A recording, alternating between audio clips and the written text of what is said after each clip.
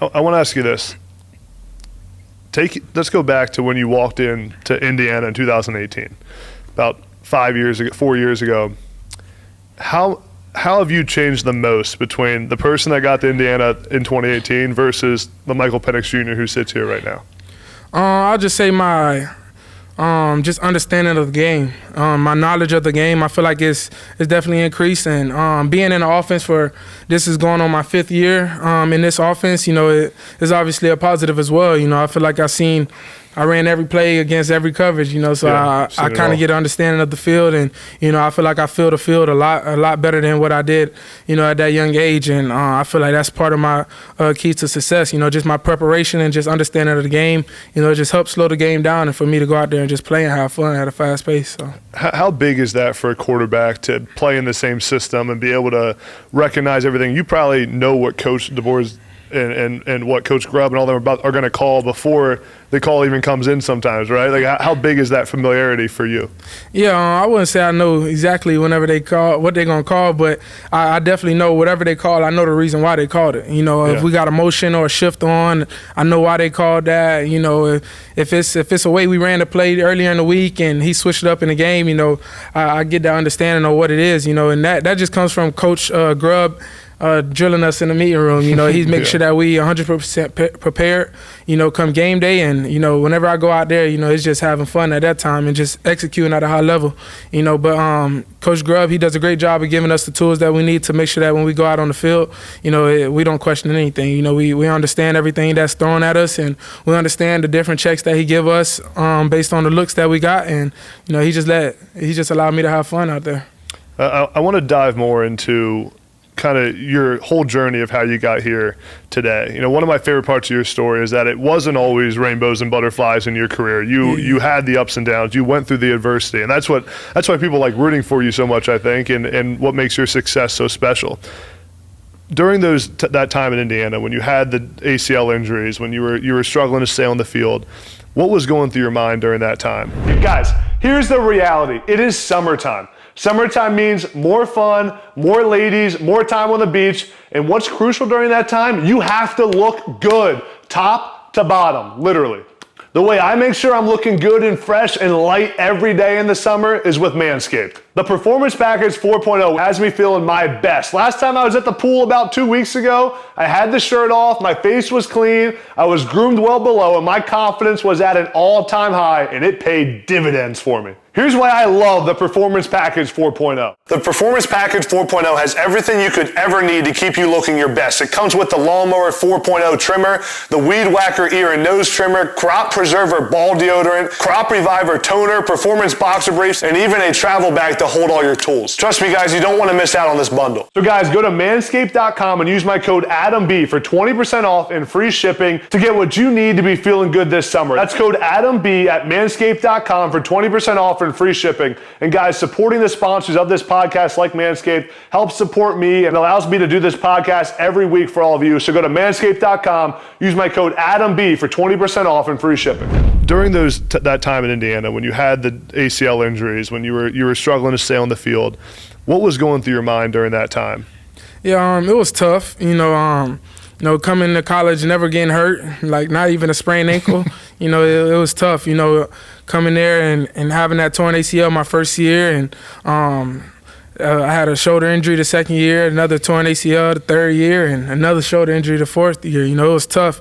It was a lot of battling back and forth in my head. It was a lot of negative thoughts coming in my head. I was trying to push those out, as much as I could. But I feel like the main thing that kept me focused and locked in is just the people around me and my family. Always supporting me, being there with me through all those hard times, and just allowing me to understand that I'm playing for something bigger than myself. And in my eyes, like I just said, my little brothers, those are my why, and people, the ones that I do it for mainly is and I couldn't let them see me quit, And so in those times, I did have those thoughts, about, if this happens again, I might be done, But at the end of the day, I knew I couldn't be that quitter. You know, I knew that I wanted to set that example for my brothers that, you know, things aren't always going to be easy, you know, but you got to bounce back and persevere through it all and, you know, continue to keep fighting and, you know, better days are going to come. Yeah, and the other part that's really cool about that story is so many people, athletes, even people that aren't athletes, can relate to that, right? Like being in a dark time and coming out on the other side.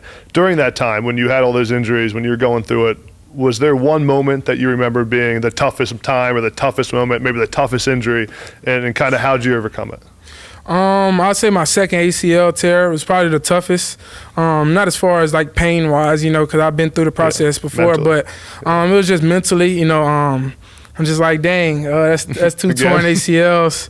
And so the way they did it, they took my patella tendon out of one knee the first time. The second time, they took it out the other knee. So I'm like, okay, they took my patella tendons. We got nothing left. Next thing they're going to take is a hamstring tendon. And they say that's not strong enough. So it's like, in my head, it's just like, dang, I can't go through this again. So it was tough. 2021 season was real tough on me, you know, for me to be locked in and, you know, just give my all for my team. And I feel like I was just battling a lot, you know, with those mindsets of me, you know, thinking about stopping playing football because of my injuries and stuff like that.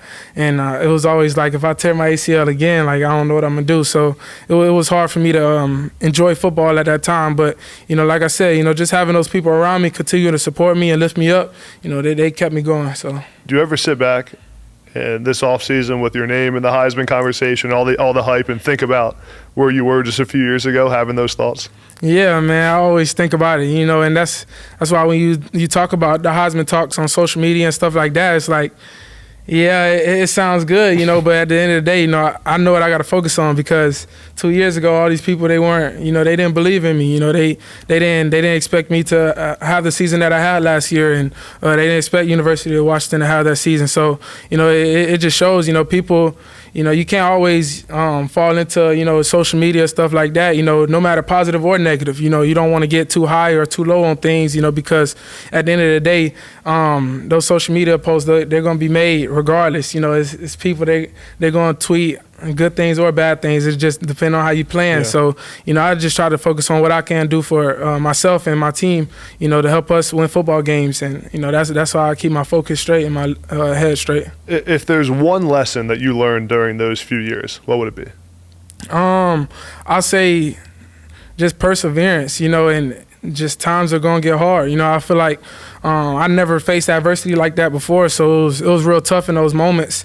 You know, I didn't know how to react at first, and torn ACL was crazy because, like, when I got to college, that was, like, my first time hearing, like, okay, torn ACLs is, like, a thing because, like, in high school, you don't think about injuries. Yeah. Like, you don't think about anything like that. And in high school, you'll get a sprained ankle or something like that. You don't really see too many torn ACLs and stuff like that. So it's like when I got that, it was like, dang, I'm out, like, for the season. So it was like something that was very different to me and hard at first, you know, but like I said, you know, just being able to overcome it and come out on top, you know, I'm just blessed to be in the position I'm in. So take me through your transfer journey and how you ended up. I know the relationship with Coach DeBoer and how important that was for you. Yeah. And kind of how it all came full circle for you right here.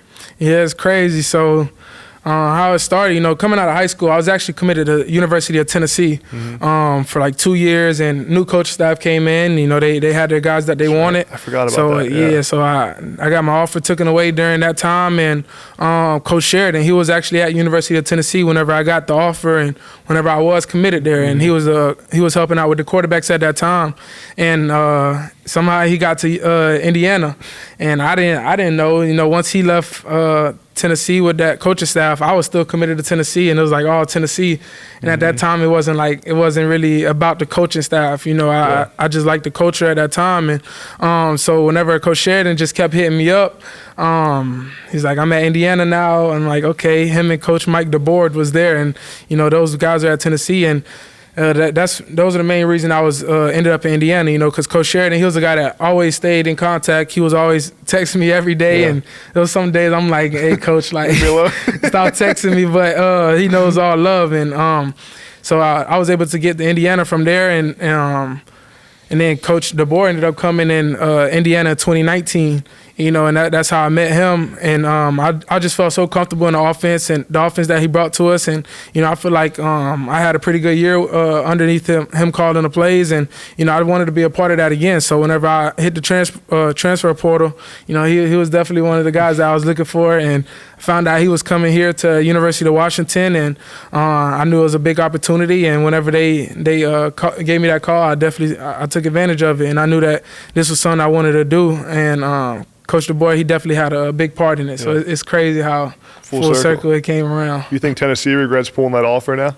I don't know. It don't matter. It don't matter. It don't matter.